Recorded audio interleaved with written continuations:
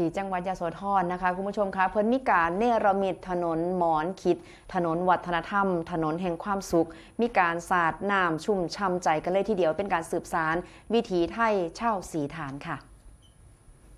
โดยนายชันชัยสอนศรีวิชัยผู้ว่าราชการจังหวัดยโสธรเป็นประธานเปิดงานถนนหมอนคิดถนนวัฒนธรรมถนนแห่งความสุขเพื่อสร้างแล่นมาการเล่นน้ำสำหรับผู้มาเยือนที่ตำบลศรีฐานอำเภอปาติ๋วจังหวัดยโสธรโดยมีนางนันทพรสอนศรีวิชัยนายกเหล่ากาชาติและกับประธานแม่บ้านมหาไทยจังหวัดยโสธรนางสุภาพรสลับศรีสมาชิกสภาผู้แทนราษฎรจังหวัดยโสธรเขต2พร้อมด้วยนายอำเภอปาติ๋วคณะผู้บริหาร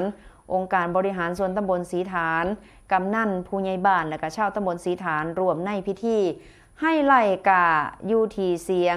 ฮือห้าไปทั่วงานก็คือขบวนฟ้อนร่ำศิลปะวัฒนธรรมพื้นบ้านที่ไร่ร่ำออกมาอย่างอ่อนช้อยตามจังหวะกลองย่าวที่เราใจ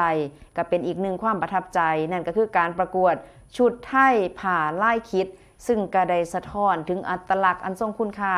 ของตำบลศรีฐานแหล่งผลิตหมอนขวานผ่าคิดชื่อดังระดับประเทศซึ่งปัจจุบันก็มีการส่งจำหน่ายไปยังประเทศต่างๆทั้งในทวีปยุโรปก็ส่งไปคือกันค่ะอเมริกาก็ส่งไปขายเอเชียเพิ่นก็ส่งไปขายนี่ก็คือแหล่งผลิตหมอนคิดที่ใหญ่ที่สุดในประเทศไทยอยู่ที่ศรีฐานอำเภอปาติ๋วจังหวัดยโสธรนั่นเองค่ะเป็นการจัดงานที่ดึงเอกลักษณ์อัตลักษณ์และที่สำคัญดึงจุดเด่นของในพื้นที่ออกมาชูสายตานักท่องเที่ยวได้อย่างโดดเด่นนะคะเอาผู้ใดอยากไปเที่ยวไปเบิ่งบรรยากาศสงกรานต์อยู่ยโสธรนี่อยากให้ไปอีหลีนะคะ